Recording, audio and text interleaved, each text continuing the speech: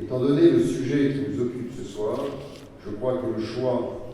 du lieu de mémoire qu'est le centre de documentation est particulièrement approprié. Permettez-moi de dire un mot sur le thème de la conférence de ce soir qui s'intitule donc « Quel socle commun pour une mémoire européenne ?» Il s'agit là, pour tous les citoyens européens, d'une question centrale. Au regard de notre histoire commune, mais également, et il convient de le rappeler en cette période de célébration du cinquantenaire du traité d'Élysée, au regard de ce que nous avons bâti et continuons à bâtir ensemble pour l'avenir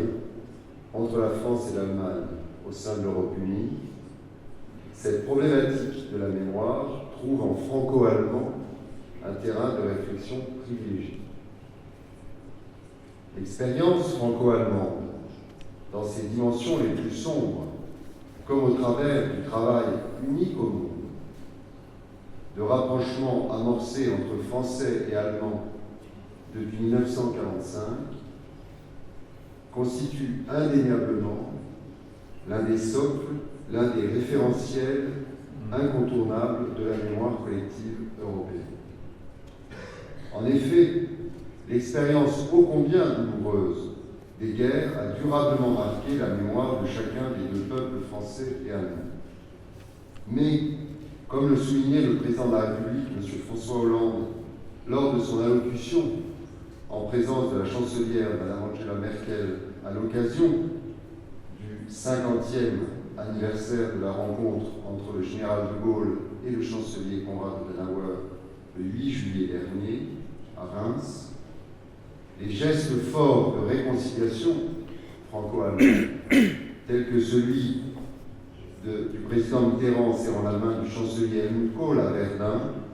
ont marqué aussi, et de la plus belle des manières, notre imaginaire collectif. C'est sur cette conviction d'un partenariat franco-allemand plus que jamais tourné vers l'avenir, dynamique, et en tant que consul général de France ici en Bavière, je peux témoigner de la vivacité, de la densité, de la profondeur des relations entre la France et la Bavière, entre la France et l'Allemagne,